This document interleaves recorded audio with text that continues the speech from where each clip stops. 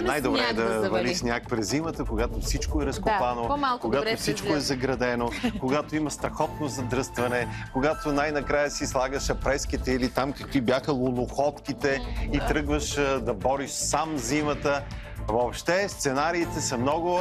Ако иска някой да ми се обади, ще му направя 3 точки, опорни точки, как да ходи зимата в искам да направиш България. Опорни точки на хората от Силистра, които в момента са целите в разкопки. Там се извършва най-голямото разкопаване по улици, Дунавски парк и площади, което града помни в най-новата си история. Защо се всичко това е за добро? Причината е, че се изпълняват едновременно проекти по зелена градска среда.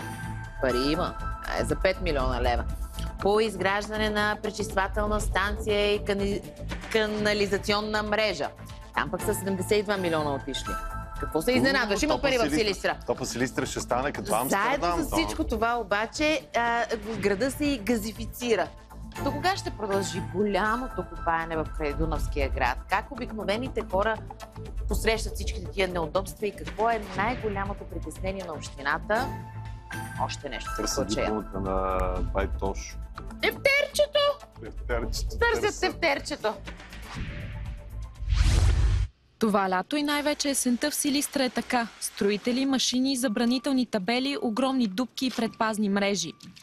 Възрастните хора в разкопания Дунавски парк са наясно, че хубавото никога не идва само. За сега е добре. Дано да доживеем и да го видим в завършен вид. То срока мина. Срока мина, но времето да издържи да стане до края. Това е най-добре.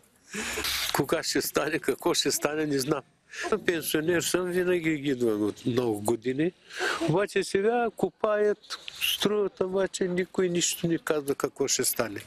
Добре върви за сега, само да се опазят. Всичкото, което го правят, да се опази. Краде са, чупи са, иначе всичко си е добре. Всъщност това е най-голямото притеснение на ръководството на общината, що се отнася до Дунавския парк, най-старата дунавска градина в Европа. Как ще опазиме този парк? Защото казах ви, ще се засят около 400 нови храсти и дръвчета, ще има нови цветя, нови пейки, нови съоръжения, цялостна напоителна система на целия парк. Вече има изчезнали 51 или 2 разпръсквачи от напоителната система. Това е основното притеснение. И от сега се обръщам към нашите съграждани, просто нека да го опазим парк. Някои от проектите обаче закъсняват със сроковете и тревогата е, че никой не знае кога ще свърши циганското лято и снегът да падне върху разкопаните улици. То се дължи предимно на забавянето на някои от доставките на материалите, но както сами забелязвате, на площадката се работи усилено в цялата светлата част на деня. Бих казал, някъде до 80% са приключени строителните работи. Всички проблеми, които съществуваха пред проекта, са изчистени. Всички доставки са направени, всички детайли са съгласувани, така че няма от тук нататък няма проблеми за довършването. Единствено е времето, метеорологичните условия. Общината се опитва да държи голямото разкопаване в града под контрол и вече са направени забележки на отделни фирми, че не възстановяват качествено изкопите си. А граждани пък от своя страна протестираха против изрязването на 50-годишни знакови тополи в парка.